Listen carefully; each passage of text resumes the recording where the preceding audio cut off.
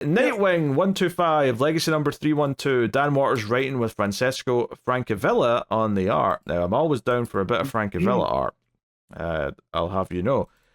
So, yeah, this is kind of... I don't know how many parts this is going to be necessarily, if it's even got a part 2. Because we know the annual is going to be Francavilla doing more Maggie Sawyer stuff, but this issue revolves around the murder of a detective or a cop.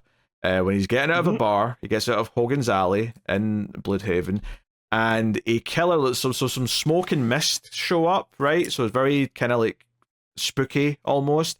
And the killer, who is someone just with a gun, but he's wearing like an old sort of plague-style mask with like a hat.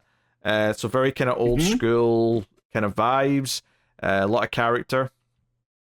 And he kills this cop, and then we go to Maggie Sawyer, who's effectively the main character for this, the commissioner of Bloodhaven Police, and gets a call about the murder, goes to like the crime scene, and of course we get the now very, very expected blues and oranges of Francavilla art, where it's super moody, and I'm like, oh man, I could go for a lot of this. I think the first time I ever saw Francavilla art was when he did he do like that Chilling Sabrina book? I don't think so. Let me look. It was something like that though. He definitely did a horror book. It was something horror. It was definitely something horror, because it was very shadowy and it leaned into it. Yeah. So Nightwing is in the background, like watching like Maggie Sawyer go to tell the wife of this cop. But this is where it got kind of interesting, because don't get me wrong, the killer looked kind of unique, so it was like, okay, we're doing a fun kind of serial killer style thing. But it was when Maggie Sawyer goes to the wife of the cop, where the wife is basically like, oh yeah, he was a bastard. Like, I don't even know if my kids will cry when I tell them in the morning. Because basically what she describes about this guy is that he was very good at obeying the rules, but he was also very good at doing everything he knew he could get away with and not be punished. So this idea that he knew how to hit the kids without leaving marks, doing what was legally allowed, but is kind of old school and draconian in the way he does things. And because that's the thing, like all the cops keep saying he was very by the book. He always followed the rules to a T. But it was always kind of about how much he knew exactly how much he could get away with and technically be in the right, but enjoy what he was doing. Yeah. Yeah, he was a good cop by the book, but as a person, he was terrible because he knew the rules so well, he could bend around them to fit how he needed to use them. Yeah, so that's kind of the character we set up here. So it's like, okay, so he's a bastard, right? We get the sense that he's not a very pleasant person. Nightwing comes down and like talks to Maggie and says, hey, like, everyone's terrified here. And because one of the theories is that maybe because it turns out as well, we find out this cop is the one who killed the young teddy bear kid. And like one of the theories is that the teddy bears have retaliated, and Nightwing's here to say, look, they're a bunch of scared kids. There's no way they did this. And Maggie doesn't really want to work with Nightwing. And like all this stuff with Ferrex going on, with arming all the cops with all this stuff. But Nightwing gives her a communicator and says, hey, if you need me, I am here. I want to help. And Nightwing even gets kind of angry at her, but points out, hey, Superman said that you were good in Metropolis. So you know what? Like, like if you need me, give me a shout. So I kind of like that. We're acknowledging her past with Superman, and that the word gets around the superhero community about who's worth trusting. That's kind of fun. But we see these other cops at the precinct, like basically arguing over whether or not a slice of cake's too old to eat because it was from someone's retirement or something from a week ago. It's like there's dairy in it, yeah, but it smells fine. Like that entire mundane conversation had me laughing. Yeah, it's old dairy. Yeah, but the sugar's a preservative. Like, what? What are you talking about? You are adults with money. Go buy new cake. Oh, dear. But yeah, so, like, Sawyer's talking to, someone about the case, and just kind of looking into what she's going. She doesn't really think it was the Teddy Gang. In fact, she even theorizes that it might be a cop, because like whoever did this knew that he always went to that bar, knew when he'd be coming out, knew which caliber to use so that there wouldn't be evidence left at the crime scene, all that kind of thing.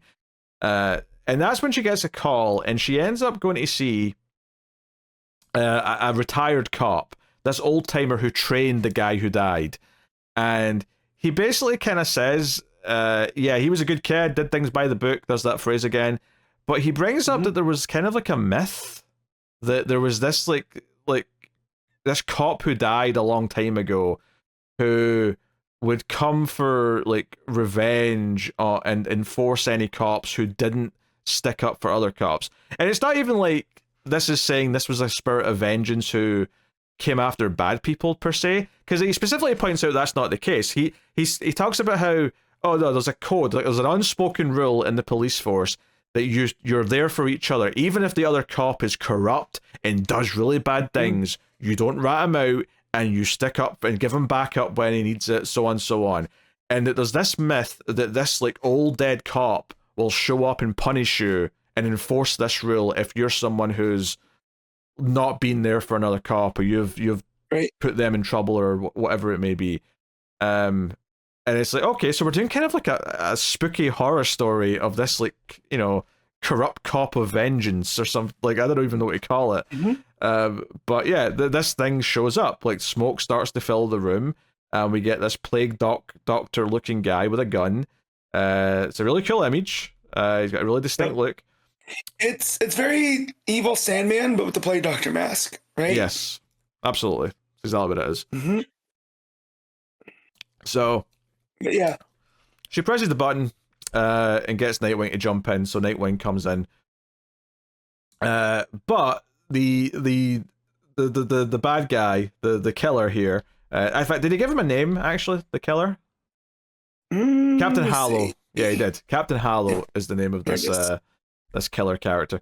But he gets the old man, and presumably because the old man was speaking to Maggie about all this stuff with him. The issue ends with him throwing the old man out the window. Like Maggie tries to fire off a shot and whatnot, but the killer is like jumping out the window as well and getting away. So, now this was really moody and spooky. I really like kind of the, and it makes sense because Dan Waters is really good at doing slightly horror stories with these characters. So I guess that makes sense. But the killer looks cool, and I did really like that. We kind of spun this out of like something that happened earlier in the book. The fact that this cop was the one that killed the teddy bear kid, I think added like I think finding that out halfway through the issue added a lot of interesting weight to who this murdered guy was, because all of a sudden he's not just a random cop. Oh, he's the one that did that, so we have strong feelings about him, even though he wasn't really a character at the time when he did that. He was just a faceless cop. But now it's like, oh, now we know who that is, and we have context for why we shouldn't like him. Right. And then the fact that he was such a quote-unquote good cop, right, and everything that plays into what Spheric is doing in Bloodhaven, I like that tie too. Right? Yeah, like, that's already a corrupt police force, so, you know, how much more corrupt can it get? Yeah, it's because there's even that debate with her and like Maggie and Nightwing, when, like, Maggie's saying, hey, like, he used force because, like, you know, they like came at him with deadly, and he had to protect himself, so on. And Nightwing's like, he went to the most lethal possible option he had the second he had an excuse to do it, which does fit into everything we hear about him in this issue, is that he would always do what's in the rules. So it's like the idea is like, oh, I'm justified to use lethal force the second I think that there could be a life-threatening element, when maybe, you know, don't take it to a 10. Maybe a little bit of force to try and de-escalate. Yeah. Don't continue to escalate, de-escalate. So, you know, I think that, like, it does make it very interesting to explore a character who is like that, who is more on the like, I don't know, I guess someone who is a bad person without breaking the rules. Like, there's something really kind of dangerous about that, because it's someone who's using the way the system is to help them and have them kind of enjoy it. Because the way he even says that he, you know, he did the punishing the kids by hitting them as because he enjoyed it. Like, it wasn't like because he felt he needed to. It was like, no. He clearly enjoyed doing this. Yeah, he likes being the one that's in power, right? He knows what he can get away with, and you can't stop him, right? And that makes it even more sinister than like the Teddies who are gang members that are, you know, willing to kill other gang members, right? It seems like the guy that's supposed to protect and serve being bad, right? Like it's just it adds a little dig there. Yeah, and it does make it interesting because it's like the killer's not going after great people necessarily. Although it does beg the question, though, what did the victim, like, because if this killer's only killing cops who have betrayed the cop code of not being there for other cops, then what did he do? We don't actually know that in this issue. Like, we know he killed a Teddy gang member, but it doesn't seem like that's why he was targeted by this killer, because this killer isn't target for that. This killer is kind of corrupt in his own way, or this spirit, or whatever you want to call him, because he's targeting only from the perspective of like, oh, you broke the unwritten rule of like being there for the other cops. I don't think this spirit cares about him killing a gang member, regardless of the gang member's age. So that seems like something we're still going to learn, which is why I'm pretty sure this has to be at least this says part 1, so there's at least a part 2. Yeah, so it's following up next month. I double checked. Yeah. So this is like a little fill-in gap before we get back to the Dark Circus stuff.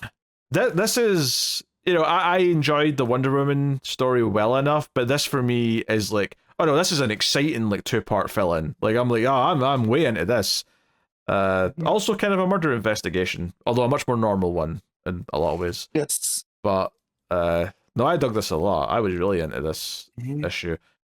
And I think given as a different focal character as well, just gave it an interesting change of pace that was exciting. Yeah, and with the coloring, because Francavilla does his own coloring, right? Usually, yeah. Yeah. So the only red we get in here are like the eyes of Captain Hallow, right? So it really makes it pop because it's a lot of blues and oranges and the shadows. So when you get that red there, it really makes them stand out, which I think is cool. And that single page right there with him on there, it looks so cool. Yeah, no, you're right. It's the only time there's red. Pretty much the entire issue is his face.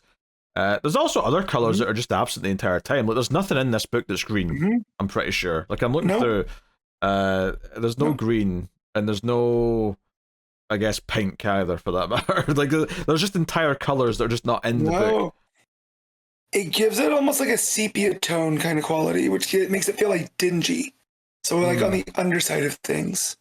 Which again is kind of what Francavilla is perfect for. And also, upon research, you were close with thinking it was the Sabrina book, but it was Afterlife with Archie, which was the zombie apocalypse one. That's what I was thinking then. Yeah. Because it was connected to the Sabrina book. Yeah. No, I knew it was an Archie thing. So no, I really enjoyed this. The vibes were immaculate. Really cool, and it's such a nice little change of like flavor from what the book has been doing, although it still very much ties in with it, that I really like. That it's a nice, definitely a really cool issue here. So what are you giving Nightwing, Matt? I'm gonna give this an 8.5.